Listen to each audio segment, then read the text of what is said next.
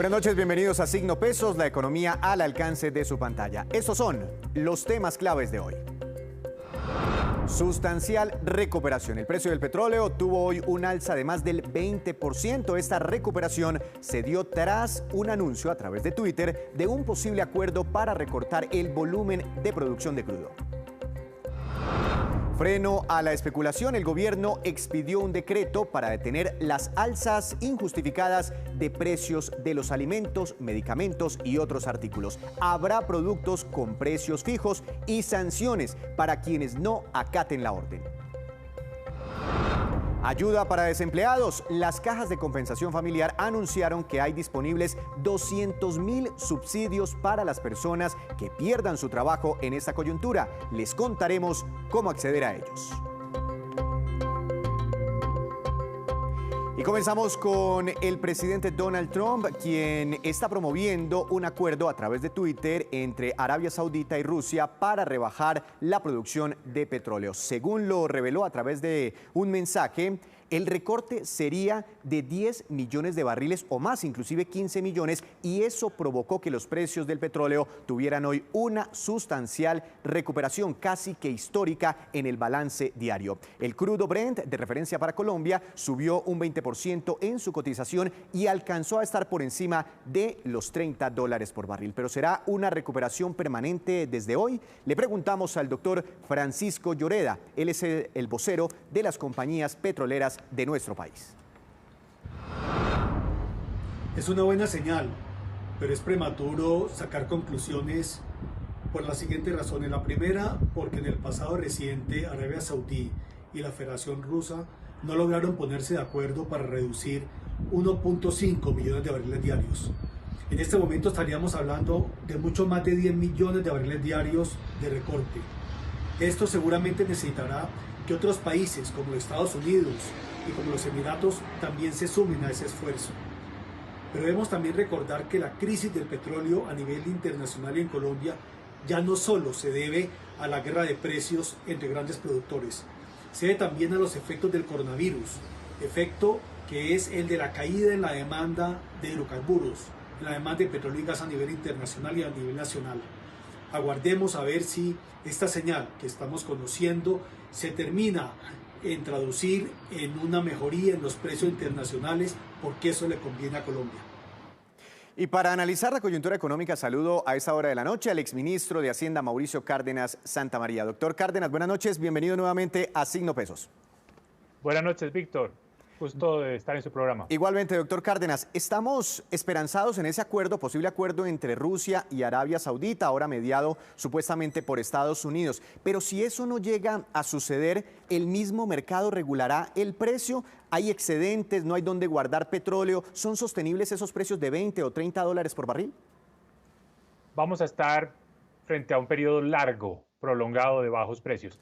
No soy muy optimista con respecto al trino de esta mañana del presidente Trump, porque rápidamente el Kremlin pues dijo que no era cierto que hubieran hablado el presidente Putin y el príncipe heredero de Arabia Saudita, de manera que seguramente ahí el presidente Trump siguió un poco más pensando con el deseo que con una realidad. No veo que haya unas condiciones para que el precio del petróleo vuelva a subir, digamos, de manera sostenida hacia adelante. Creo que esto fue un episodio que muestra que el presidente Trump tiene un cierto desespero por el tema de los bajos precios del petróleo, que esa es la novedad, porque Estados Unidos siempre, históricamente, defendió bajos precios del petróleo, pensando que era bueno para sus consumidores.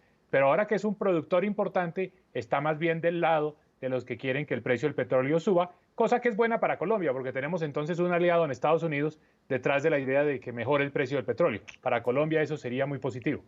Doctor Cárdenas, claro, con el trino inicial del presidente Trump, el petróleo alcanzó a dispararse por momentos 36%, después con la reacción de Rusia corrigió ese movimiento y apenas subió un 20%, que de todas formas es significativo. Pero ¿por qué es tan importante el petróleo, doctor Cárdenas, para Colombia? Cada que sube o baja $1 el barril, ¿cómo nos impacta y por ende, cómo beneficia o perjudica a los colombianos? No nos hemos podido liberar de esa dependencia. El petróleo realmente juega un papel muy protagónico en nuestro sector externo. La mitad de nuestras exportaciones son petróleo y también juega un papel importante en el financiamiento del gobierno. Las regalías, por ejemplo, que son una tercera parte de los recursos con los que cuenta cualquier departamento de Colombia, pues se afectan inmediatamente si cae el precio del petróleo. Entonces hay menos obras, hay menos inversión y esto lo sentimos todos los colombianos. De manera que para nosotros sí es una buena noticia que el precio del petróleo pueda subir un poco, pero por supuesto la tarea a largo plazo es reducir esa dependencia tan fuerte que tenemos del petróleo. Ojalá tuviéramos una economía más diversificada que no tenga, digamos, estos sacudones cada vez que se mueve el precio del petróleo.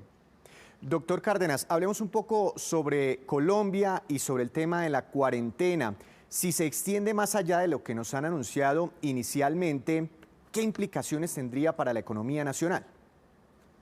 Bueno, la cuarentena es mala para la economía colombiana, no hay duda, pero es necesaria. Entonces ahí tenemos que ser muy equilibrados, porque podría ser peor no hacer nada en este momento y dejar que esa pandemia siga creciendo, tengamos más personas contagiadas, más personas falleciendo. Eso a la postre sería un problema más grave para resolver más adelante y seguramente para la economía sería más costoso. Entonces, sí, estamos en un momento muy difícil porque evidentemente la economía se paralizó y eso tiene un costo en términos de calidad de vida, en términos de los ingresos de las familias, en términos de las empresas que están teniendo dificultades para pagar sus obligaciones.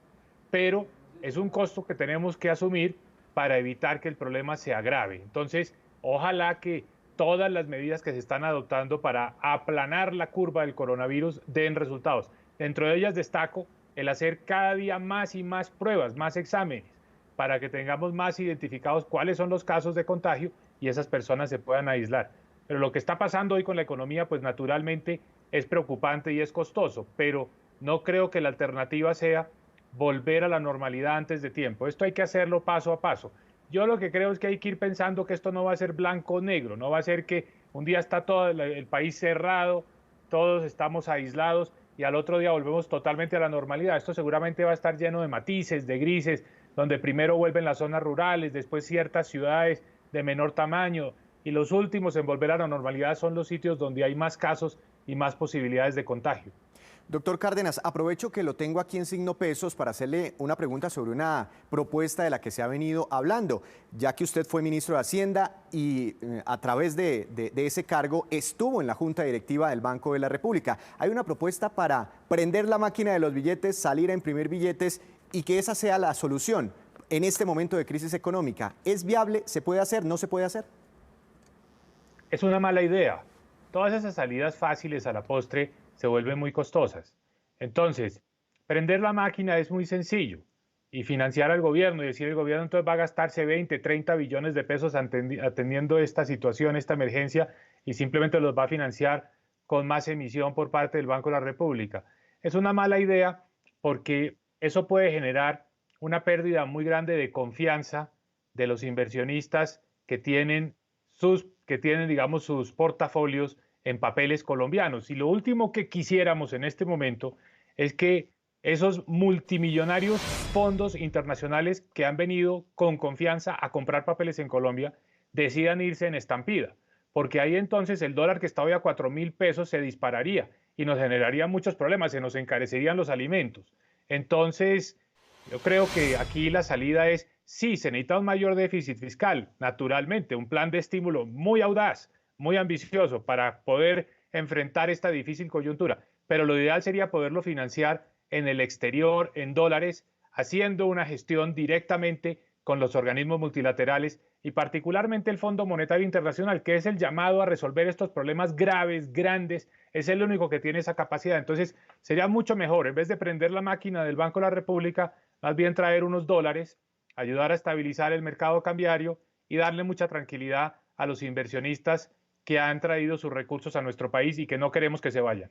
Doctor Cárdenas, esa pérdida de confianza por cuenta de los inversionistas podría venir por este tema y estas decisiones de las calificadoras de riesgo. Primero Standard & Poor's disminuyó la perspectiva sobre Colombia. Ayer Fitch Ratings bajó la calificación crediticia de Colombia y estamos esperando la decisión de Moody's. ¿Qué opina usted de todas esas medidas adoptadas por las calificadoras frente a nuestro país? No son buenas, naturalmente, no es una buena noticia que le bajen a uno la calificación y más aún que se la bajen y le digan lo pongo en perspectiva negativa, eso como quien dice, le anuncio que el siguiente paso puede ser bajarlo aún más. Pues no son buenas noticias, pero Me parece que Fitch se precipitó. Yo creo que lo que debieron haber hecho es esperar a ver cuál es la verdadera dimensión del problema fiscal que tenemos, del plan de choque que hay que adoptar, cómo lo piensa financiar el gobierno, de qué manera piensa en el futuro también volver a estabilizar las finanzas públicas. O sea, tener el tiempo para pararse en la cancha y decir esta es mi estrategia, pero no en el momento en el que apenas está reaccionando tratando de estructurar un plan. Me parece que ahí se precipitaron.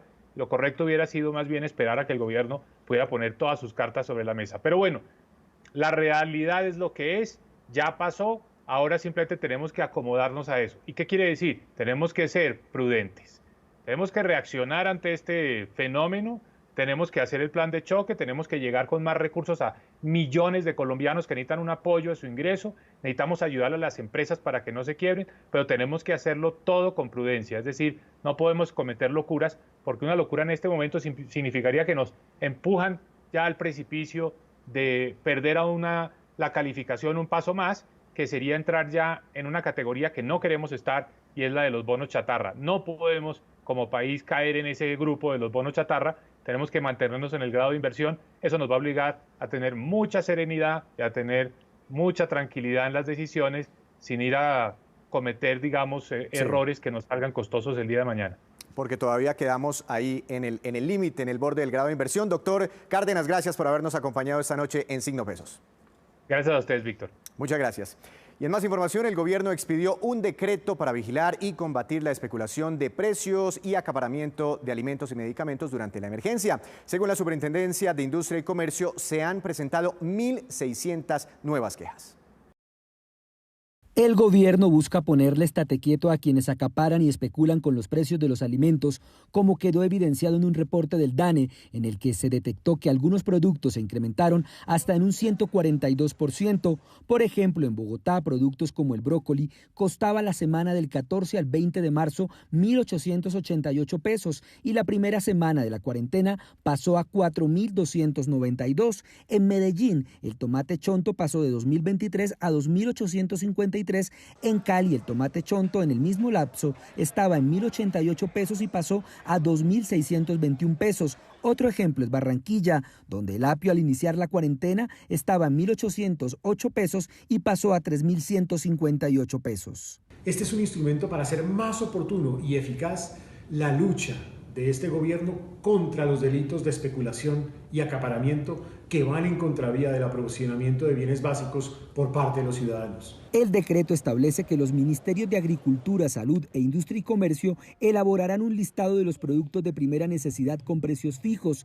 El DANE hará cada 5 días un seguimiento a dichos precios y pasará el reporte a la Superintendencia de Industria y Comercio, que hará la vigilancia y el control. Y nosotros somos los que definimos potencialmente en dónde puede haber una afectación al consumidor para sugerirles que regulen un precio o un producto. ¿Cuáles serán las sanciones en caso de seguir especulando con los precios? Una multa o en el cierre del establecimiento de comercio.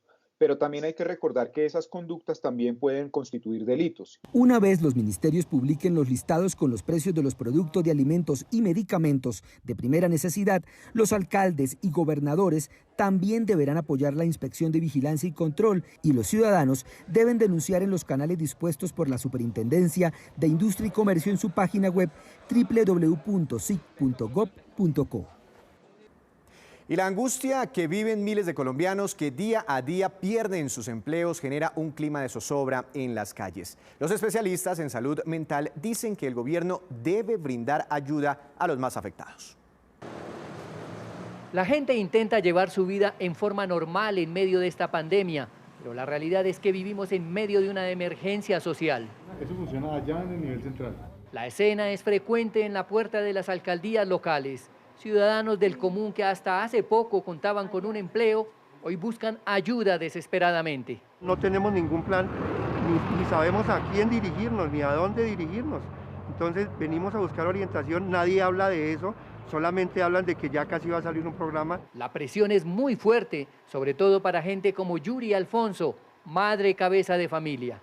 No me puedo quedar sin trabajo, mi hijo está sin mercado, lo tengo en bajo de peso, o sea, es muy complicado. 3 meses y en 3 meses yo de que sobrevivo. Otros esperan lo peor, un estallido social. Esto se va a convertir en un caos total, o sea, la gente se va a rebotar la gente va a comenzar tristemente a vandalizar todo, a saquear. La crisis no distingue entre modestos oficios o empleos profesionales. César Tovar es el presidente del Colegio Colombiano de Odontólogos. Dice que es tal la crisis que a muchos ya les escasean los alimentos. Hemos creado un grupo que se llama SOS Odontología, SOS Odontología, y vamos a través de esta fundación a recibir, no vamos a recibir dinero, queremos trabajar sobre la base de necesidades básicas para los odontólogos que están padeciendo en este momento, porque hay odontólogos que han quedado sin trabajo. Por eso dice que hoy más que nunca llaman la atención del gobierno. La intención, el clamor de nosotros es a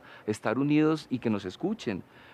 Somos la Federación Odontológica, la ACFO, que es la Asociación de Facultades de Odontología, el Gremio de Odontólogos Independientes. Para la psicóloga Adriana Acevedo, la ansiedad y angustia que se vive en estos momentos lesiona la salud mental de los colombianos. Si esto en términos de salud mental, además de la económica, como tal, no se empieza a trabajar en ese grupo de personas tan vulnerables, va a ser una bomba de tiempo. Por eso sugiere que es urgente una estrategia oficial orientada a los grupos más vulnerables que ayude a soportar la crisis económica que ya es una realidad.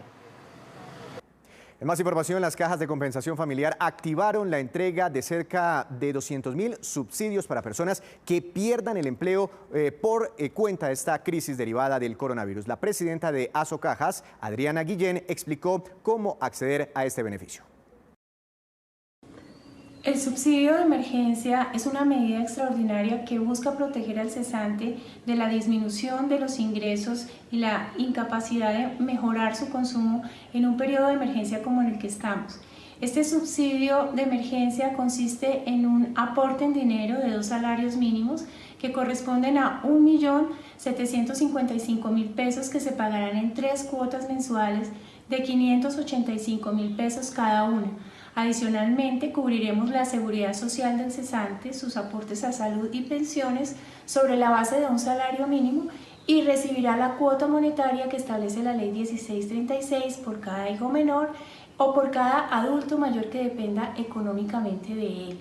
Para acceder a este beneficio se requiere que la persona haya tenido la clasificación A o B en el momento en que estuvo vinculado a la caja de compensación familiar y tener una vinculación de 12 meses continuos con una caja de compensación o 12 meses discontinuos dentro de los últimos 5 años.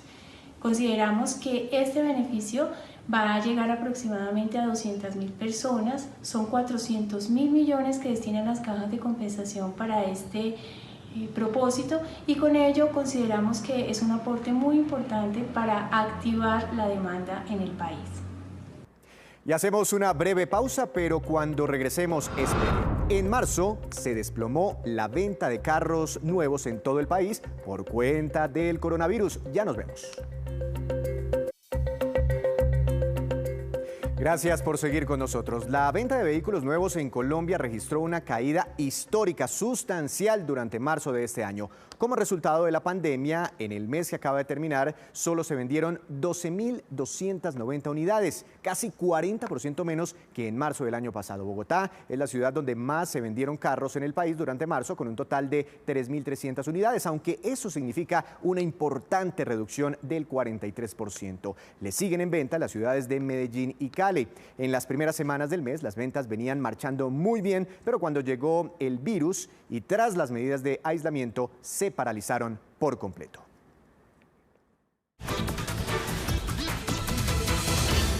Y es hora de ver noticias de los negocios del mundo empresarial con Juan Fernández. Juan, buenas noches. Adelante con la movida empresarial de hoy.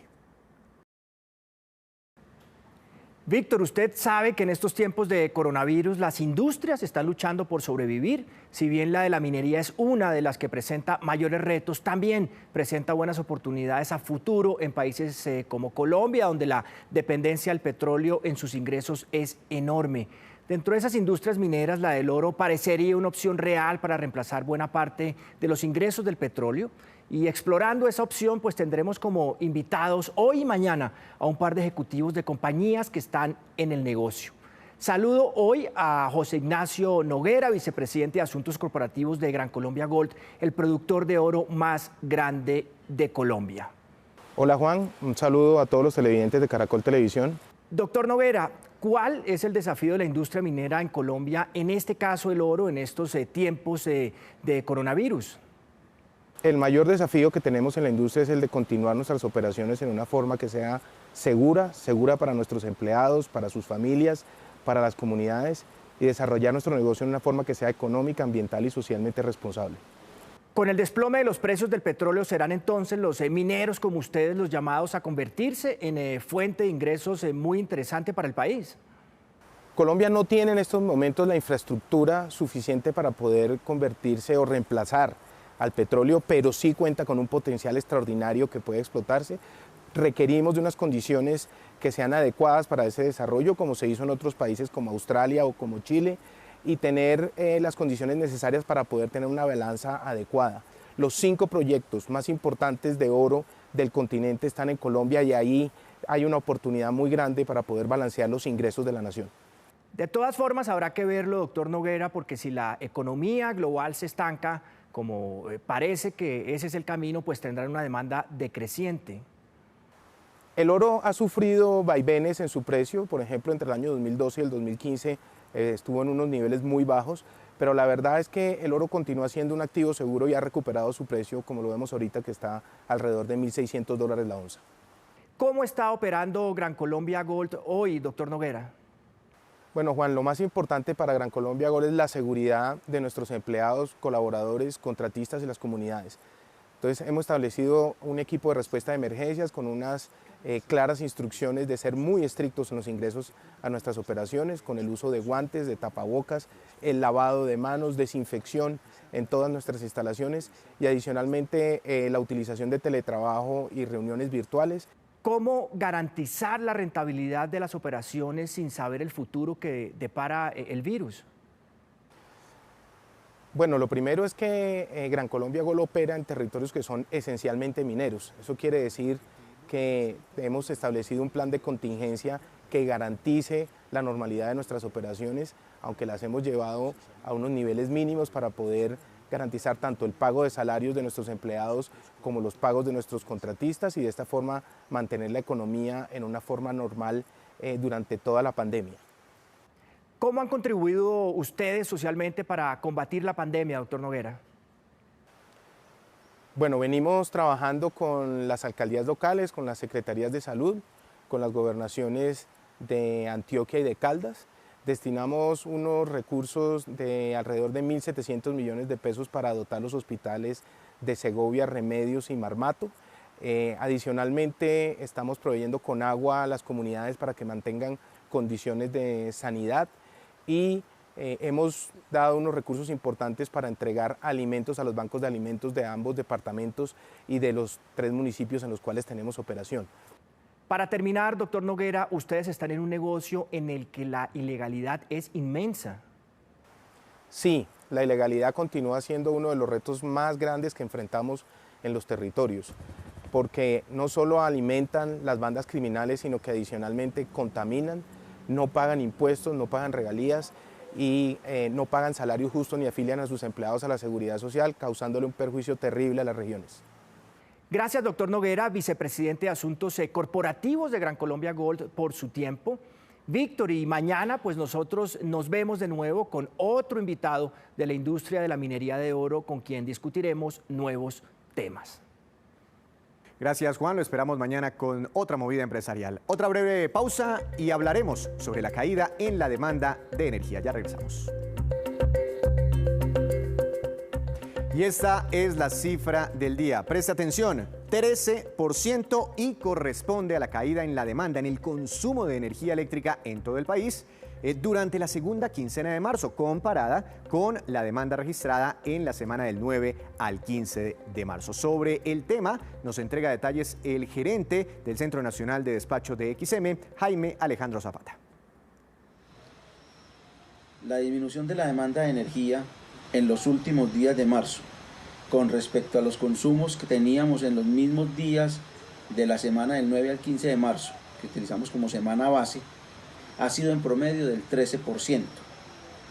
Esto es equivalente a la mitad del consumo de todos los departamentos de la costa Caribe, que es actualmente la zona de mayor consumo en el país. La invitación pues a los colombianos es que sigamos haciendo un uso responsable de los recursos, acatando las indicaciones de permanecer en casa brindadas por el gobierno nacional y sobre todo protegiendo la salud de las personas. La mayor caída en el consumo de energía se ha presentado en el sector empresarial. Y estos son los indicadores económicos que usted debe conocer antes de irse a dormir. Ante la trepada histórica del petróleo, el dólar cayó en Colombia. La tasa representativa del mercado, que regirá mañana, será de 4.065 pesos con 50 centavos. Bajó 15 pesos con 56 centavos. El petróleo de referencia Brent, ya les contábamos, subió más de un 20%. Por momentos alcanzó a treparse más de un 30% por el trino de Donald Trump. Quedó muy cerca de los $30 por barril. El precio interno del café colombiano subió y quedó en promedio a 1.223.000 pesos por carga. El índice Colcap de la Bolsa de Valores de Colombia, animado por la recuperación del petróleo y el buen comportamiento de las acciones de Ecopetrol, tuvo un buen balance. Aumentó cerca de un 5%. Y precisamente la acción que más subió fue la de la petrolera más importante del país, Ecopetrol, con una fuerte ganancia del 13,04% ante esa recuperación del petróleo, y la que más bajó fue Avianca, que tuvo una caída de 5,21%. Y antes de despedirnos, los dejo con este dato. El uso de drones fue suspendido en todo el país por la Aeronáutica Civil. Solo se permitirá su uso para asistencia y prestación de servicios de salud y atención de emergencias. La medida regirá mientras se mantenga la emergencia por la crisis del coronavirus. Y así terminamos por hoy. Mañana los esperamos con una nueva emisión y con toda la información económica que usted necesita saber. Esto es Signo Pesos, la economía al alcance de su pantalla. Buenas noches.